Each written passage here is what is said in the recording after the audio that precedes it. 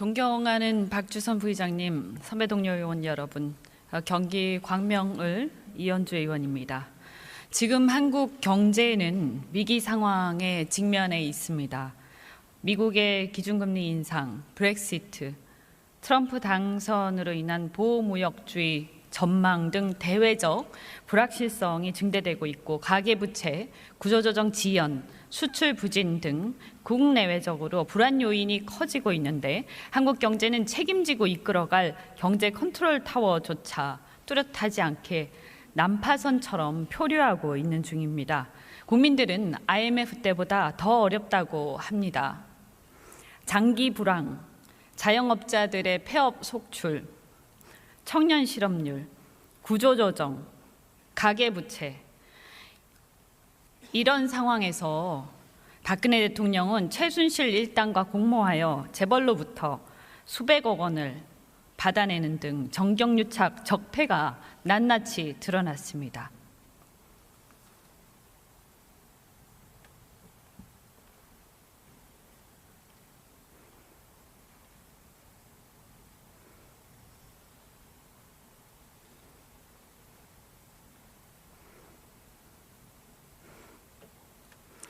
네, 황교안 국무총리님 나와주시기 바랍니다.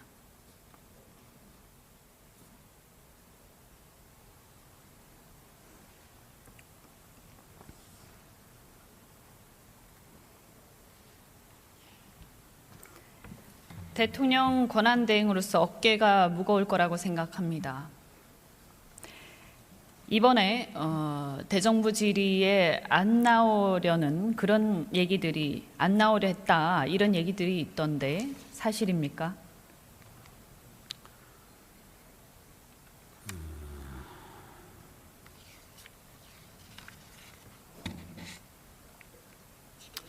국무총리로서 당연히 대정부 질문에 출석해야 되겠습니다마는 처음에 제가 국회로부터 연락을 받았을 때 대통령 권한 대행에게 출석을 요청을 했습니다.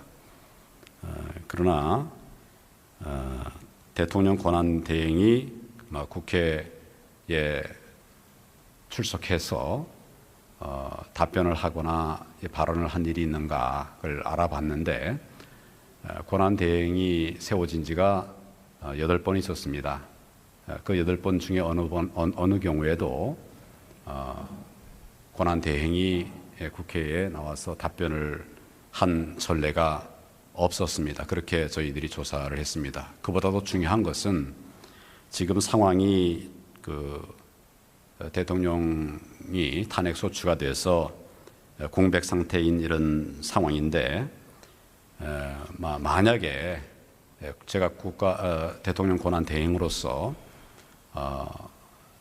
자리를 혹시라도 비운 그런 상황에서 국가 위기 상황이 생길 때 정말 촌각을 다투는 그런 일에 긴밀하게 대처하기 위해서는 언제든지 그런 위기 상황에 대처할 수 있는 그런 상황을 유지해야 된다. 그런 측면에서 여러 가지 고민을 했습니다.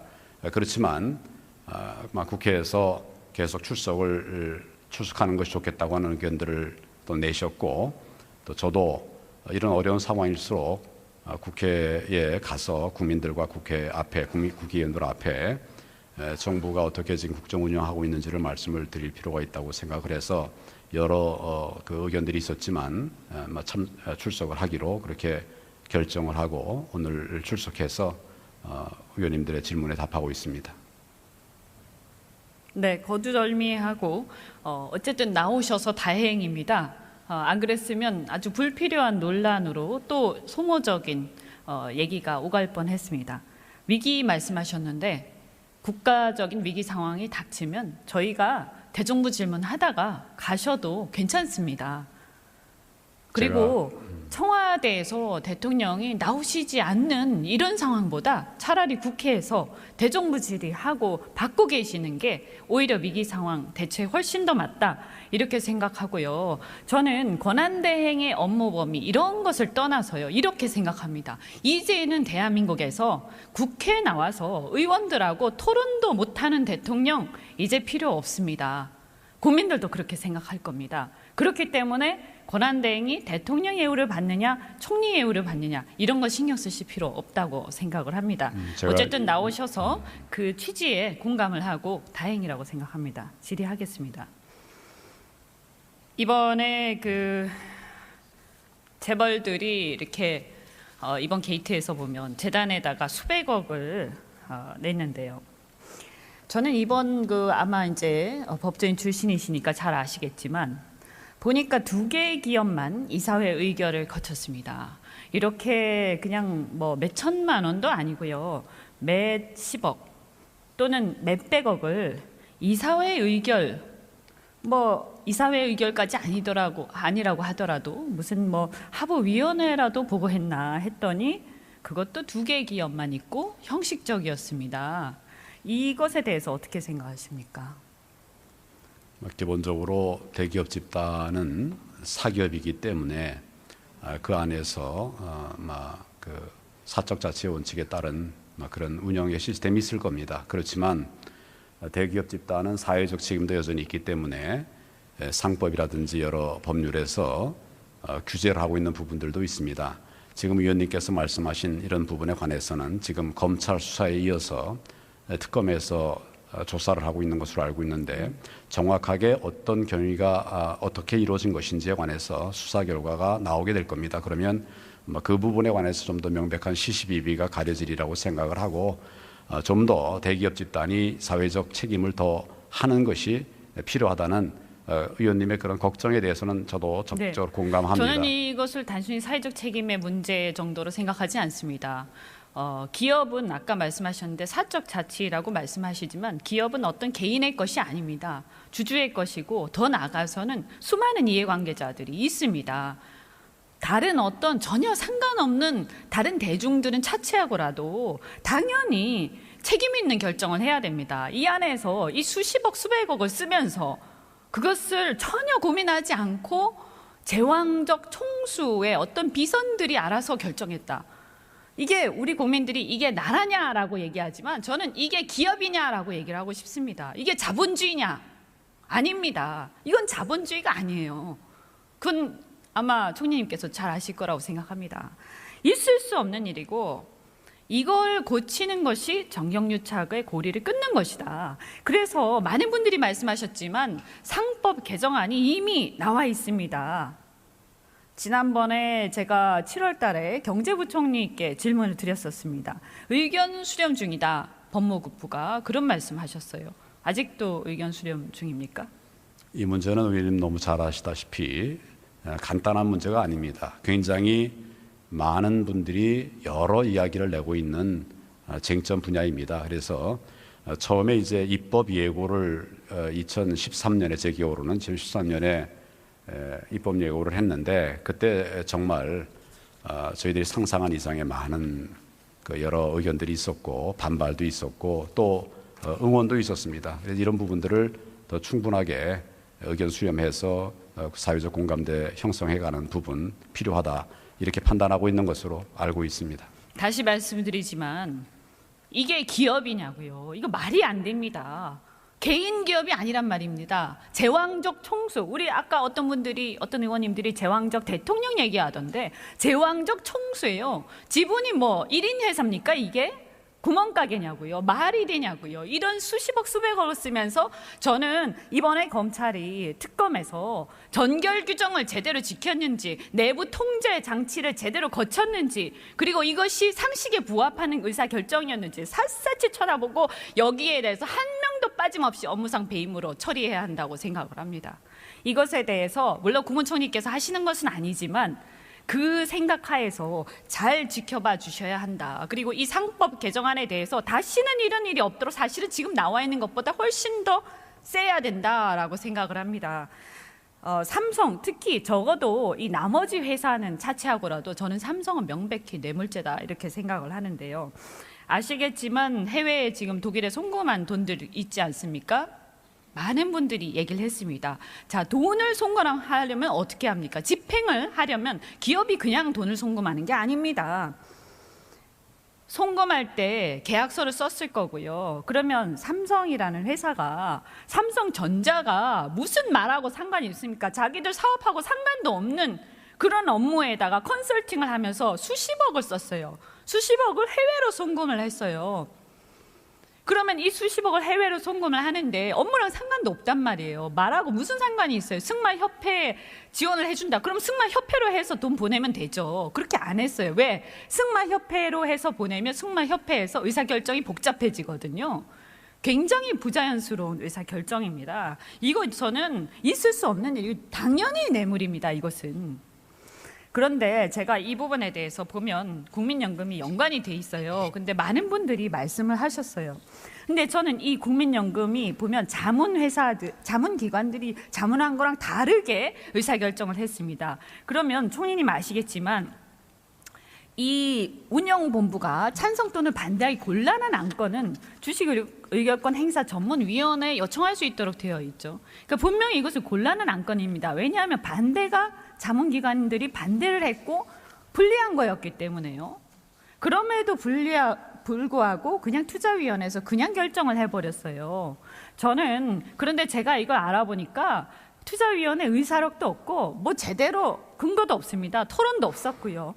토론이 있었으면 어느 누가 이것에 대해서 찬성 의견을 무슨 근거로 얘기를 했는지 따져보려고 했더니 그런 것도 없습니다. 그랬을 때 어떻게 생각하십니까? 이 투자의 이 결정에 관여한 사람들 전부 다 업무상 배임이라고 저는 생각합니다.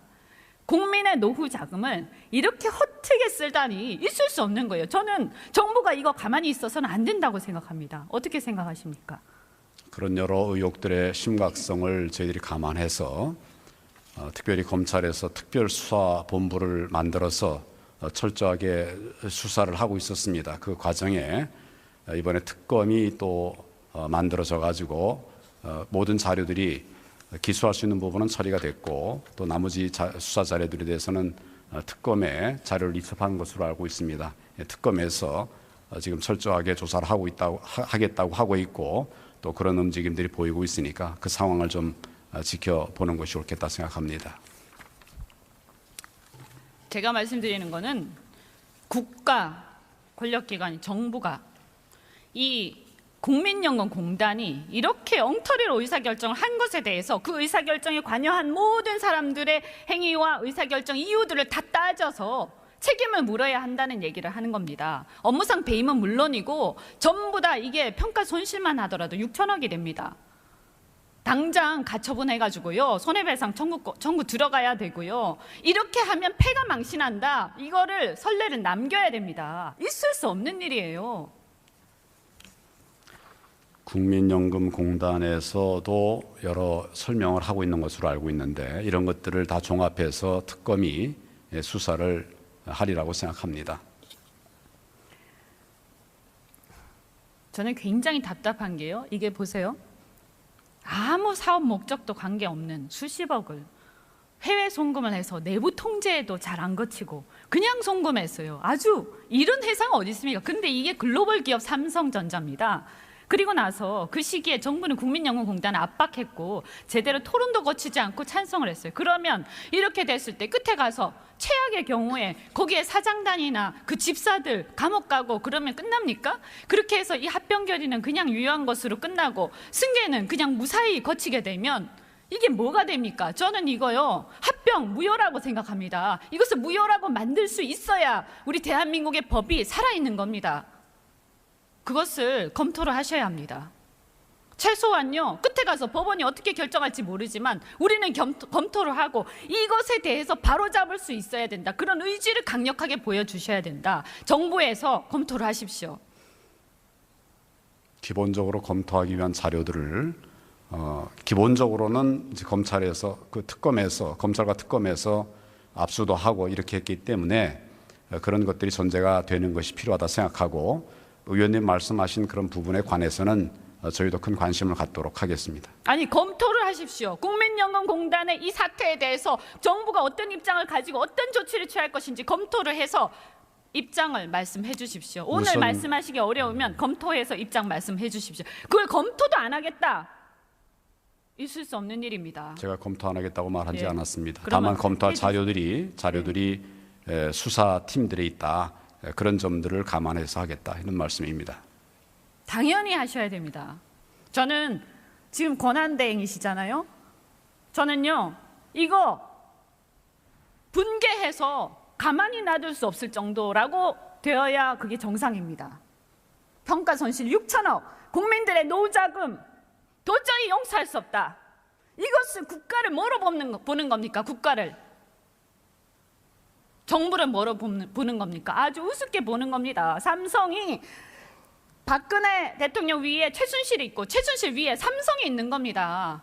아주 회심의 미소를 지으면서 정부를 우습게 보고 있는 겁니다. 그렇게 말씀하실 일은 아니고 우선은 이제 진실이 뭔지에 대해서 철저하게 조사를 진행하고 있으니까 그 점을 조금 기다려 보시기를 이걸 바랍니다. 이슈화해야 된다라고 생각합니다. 들어가도 좋습니다.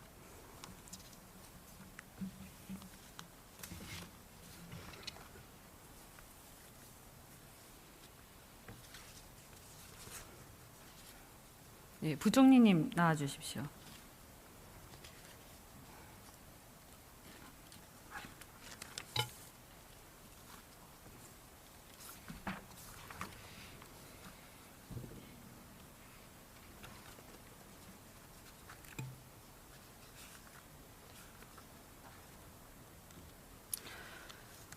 예, 지금 가계부채 상황 잘 알고 계시잖아요. 예. 굉장히 심각합니다. 그런데 제가 2014년부터 계속 얘기했습니다. 연착륙, 금리 인상, 금리 인하 그만해야 된다. 그런데 안 하셨어요. 여기 이 자리에 안 계시지만 최경환 부총리, 전 부총리, 저는 책임져야 한다고 생각합니다. 만약에 대한민국 경제 부채 때문에, 가계부채 때문에 무슨 일 생긴다, 최경환 부총리 절대로 무사하지 못합니다. 있을 수 없는 겁니다. 수없이 경고했습니다.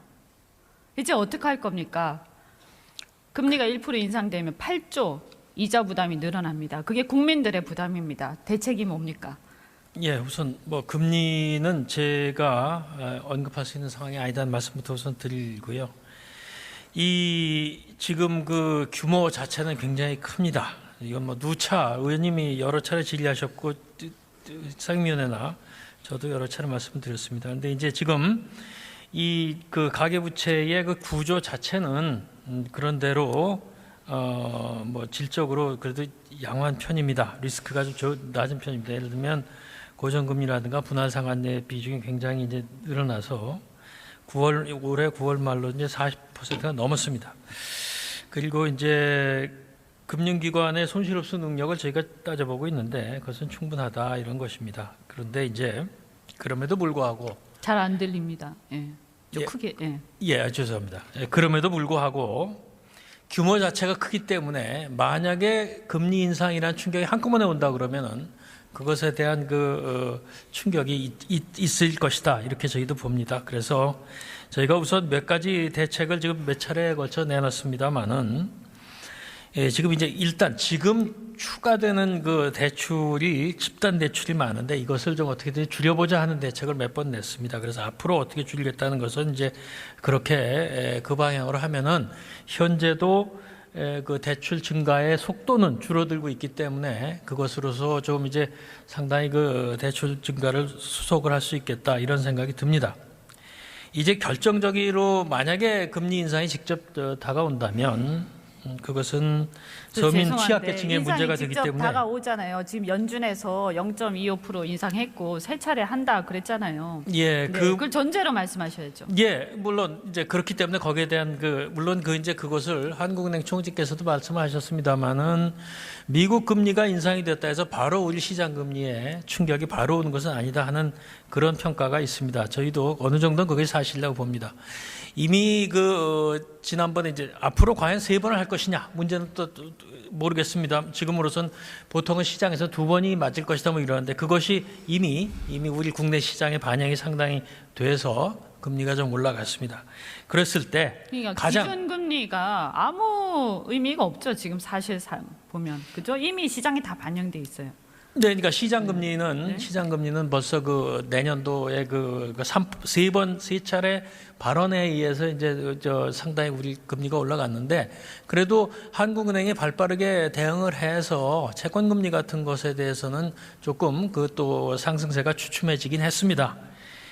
이제 이것이 문제가 가장 큰 것은 실제로 우리나라의 그 가계부채라는 것이 대부분 그 주택 담보 대출이 많기 때문에 어느 정도의 여유가 있는 측에서는 뭐 그 대응을 해 나갈 수 있는 그런 그 가능성은 있습니다. 다만 서민이나 취약계층이 제일 문제가 되겠고, 그래서 이분들의 기자 부담 경감을 위한 안을 또 추가로 마련할 수 있으면 마련을 하도록 하겠습니다. 그리고 또 만약에 연체가 생긴다면 이런 분들에 한해서 그러면은 이제 그 연체 전후 단계별의 그 채무제 조정 같은 것을 좀 활성화하도록 이렇게 하겠습니다. 결국 금리 인상에 의해서 직접적으로 영향을 받는 분들이 서민계층이고 취약계층이기 때문에 그분들에 대한 그 대책을 좀 집중할 필요가 있다, 이렇게 생각을 하고 저희가 지금 그렇게 하고 있습니다. 그 아주 획기적인 게 필요하다. 그리고 아주 적시에 그리고 집중적으로 타겟을 해서 하셔야 됩니다. 그리고 예. 재정 여력이 어느 정도 다행히 있기 때문에 저는 이 재정 여력을 적극적인 재정 정책을 통해서 이 부분에 안전망을 까는데 써야 한다라고 생각합니다. 동의하십니까? 예, 의원님 말씀 지적이 옳다고 생각을 하고요. 그런 뜻에서 이제 저희가 이게 소위 말하는 서민 취약계층에 대해서 타겟팅을 해서 해야 하는 것이고요. 지금 저희가 조금 전에 말씀드린 걸 조금 더 보완을 한다면 이른바 햇살론 등 4대 정책 서민 자금이 있습니다. 이걸 공급을 확대하기로 하고, 또 사익돌 중금리 대출인데 중간 정도 대출인데 이것도 이제 추가 1조 원을 확대하고 이런 것들을 몇 가지 마련을 하고 있습니다. 이것으로 일단 하는데 이것이 부족하다 그러면 거기에 추가하는 대책도 마련하도록 그렇게 하겠습니다. 금리 인상이 불가피할 걸로 예상이 되고요. 어쨌든 그 컨틴전시 플랜이 제대로 수립되어야 한다. 잘 챙겨주시기 바랍니다. 예, 그렇게 하도록 하겠습니다. 들어가셔도 좋습니다.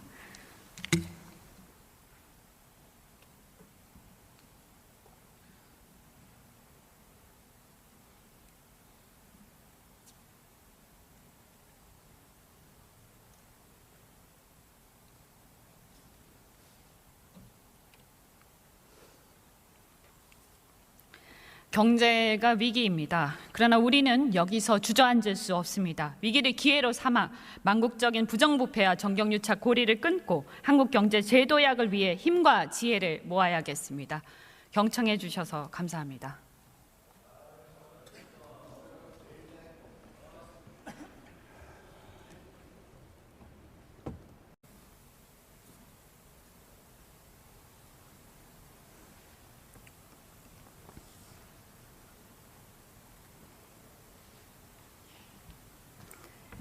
대통령 권한대행으로서 어깨가 무거울 거라고 생각합니다.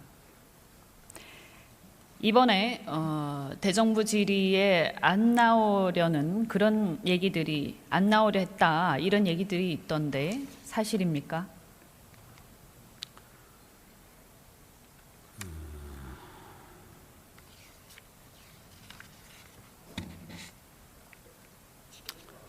미국의 기준금리 인상, 브렉시트, 트럼프 당선으로 인한 보호무역주의 전망 등 대외적 불확실성이 증대되고 있고, 가계부채, 구조조정 지연, 수출 부진 등 국내외적으로 불안 요인이 커지고 있는데 한국 경제는 책임지고 이끌어갈 경제 컨트롤 타워조차 뚜렷하지 않게 난파선처럼 표류하고 있는 중입니다.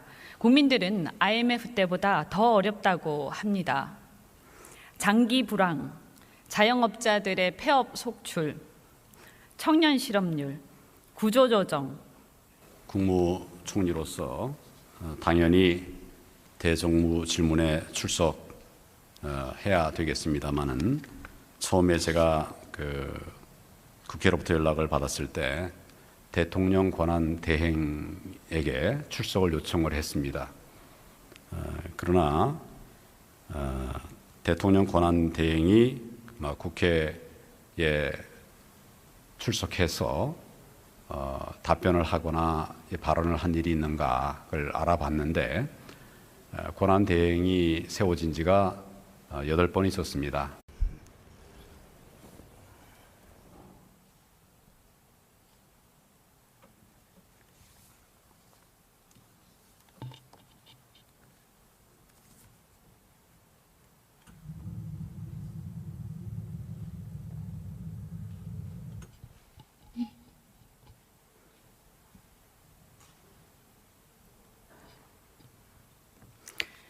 존경하는 박주선 부의장님, 선배 동료 의원 여러분, 경기 광명을 이현주 의원입니다. 지금 한국 경제는 위기 상황에 직면해 있습니다. 가계부채. 이런 상황에서 박근혜 대통령은 최순실 일당과 공모하여 재벌로부터 수백억 원을 받아내는 등 정경유착 적폐가 낱낱이 드러났습니다.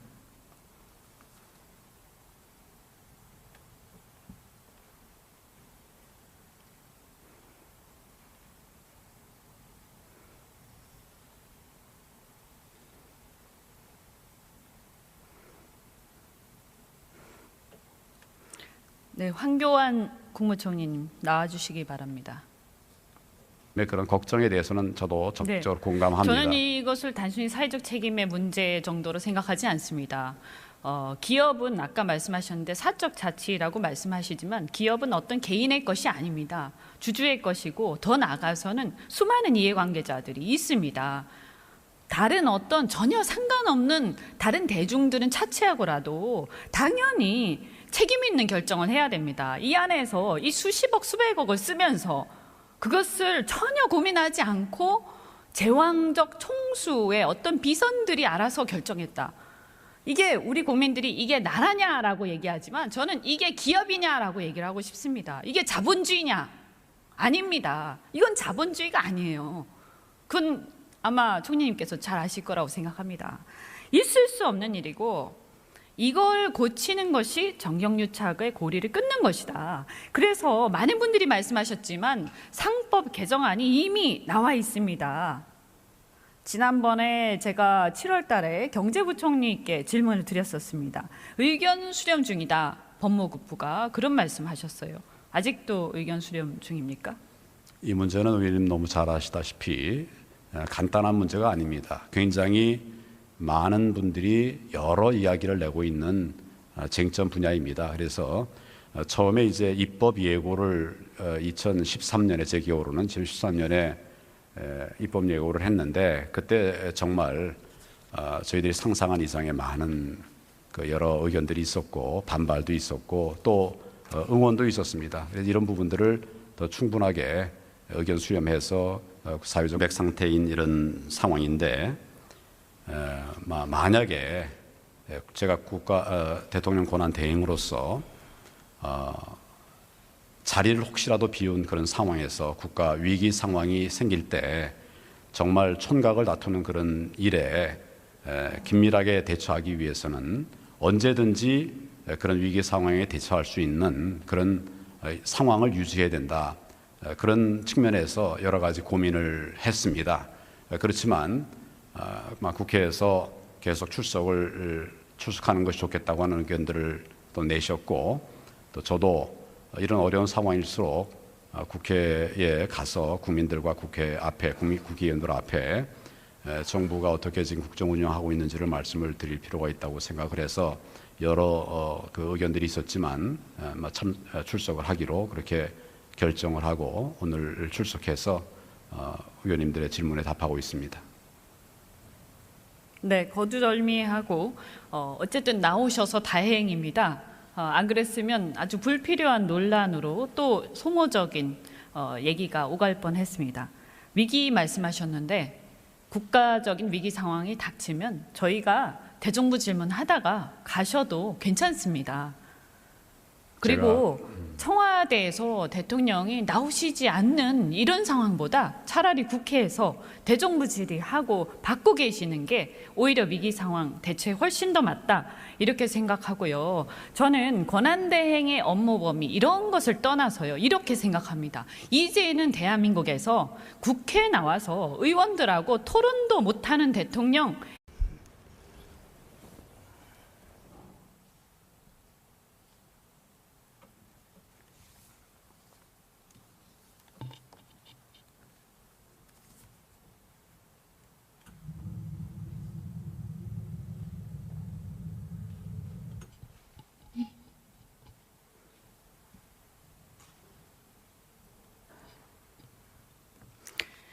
존경하는 박주선 부의장님, 선배 동료 의원 여러분, 경기 광명을 이현주 의원입니다. 지금 한국 경제는 위기 상황에 직면해 있습니다. 미국의 기준금리 인상, 브렉시트, 트럼프 당선으로 인한 보호무역주의 전망 등 대외적 불확실성이 증대되고 있고 가계부채, 구조조정 지연, 수출 부진 등 국내외적으로 불안 요인이 커지고 있는데 한국 경제는 책임지고 이끌어갈 경제 컨트롤 타워조차 뚜렷하지 않게 난파선처럼 표류하고 있는 중입니다. 국민들은 IMF 때보다 더 어렵다고 합니다. 장기 불황, 자영업자들의 폐업 속출, 청년 실업률, 구조조정, 가계부채, 이런 상황에서 박근혜 대통령은 최순실 일당과 공모하여 재벌로부터 수백억 원을 받아내는 등 정경유착 적폐가 낱낱이 드러났습니다.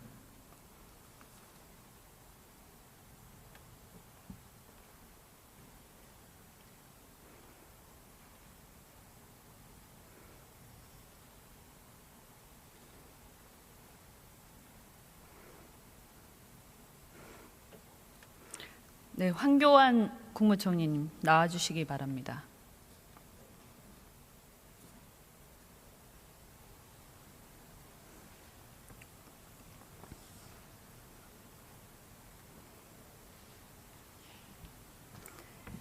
대통령 권한대행으로서 어깨가 무거울 거라고 생각합니다. 이번에 대정부 질의에 안 나오려는 그런 얘기들이 안 나오려 했다 이런 얘기들이 있던데 사실입니까?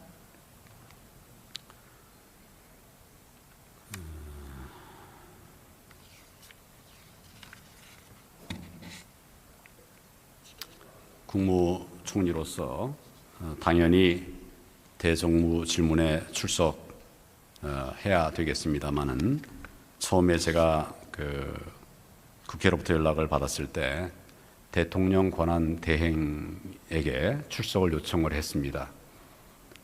그러나 대통령 권한 대행이 국회에 출석해서 답변을 하거나 발언을 한 일이 있는가를 알아봤는데 권한 대행이 세워진 지가 8번 있었습니다. 그 8번 중에 어느 경우에도 권한 대행이 국회에 나와서 답변을 한 전례가 없었습니다. 그렇게 저희들이 조사를 했습니다. 그보다도 중요한 것은 지금 상황이 대통령이 탄핵 소추가 돼서 이제 필요 없습니다. 국민들도 그렇게 생각할 겁니다. 그렇기 때문에 권한대행이 대통령 예우를 받느냐 총리 예우를 받느냐 이런 거 신경 쓰실 필요 없다고 생각을 합니다. 어쨌든 나오셔서 그 취지에 공감을 하고 다행이라고 생각합니다. 질의하겠습니다. 이번에 재벌들이 이렇게 이번 게이트에서 보면 재단에다가 수백억을 냈는데요. 저는 이번 아마 이제 법조인 출신이시니까 잘 아시겠지만 보니까 2개의 기업만 이사회 의결을 거쳤습니다. 이렇게 그냥 몇 천만 원도 아니고요. 몇십억 또는 몇백억을 이사회 의결 이사회 의결까지 아니라고 하더라도 무슨 하부위원회라도 보고했나 했더니 그것도 2개의 기업만 있고 형식적이었습니다. 이것에 대해서 어떻게 생각하십니까? 기본적으로 대기업 집단은 사기업이기 때문에 그 안에서 사적 자치 원칙에 따른 그런 운영의 시스템이 있을 겁니다. 그렇지만 대기업 집단은 사회적 책임도 여전히 있기 때문에 상법이라든지 여러 법률에서 규제를 하고 있는 부분들도 있습니다. 지금 의원님께서 말씀하신 이런 부분에 관해서는 지금 검찰 수사에 이어서 특검에서 조사를 하고 있는 것으로 알고 있는데 정확하게 어떤 경위가 어떻게 이루어진 것인지에 관해서 수사 결과가 나오게 될 겁니다. 그러면 그 부분에 관해서 좀 더 명백한 시시비비가 가려지리라고 생각을 하고 좀 더 대기업 집단이 사회적 책임을 더 하는 것이 필요하다는 의원님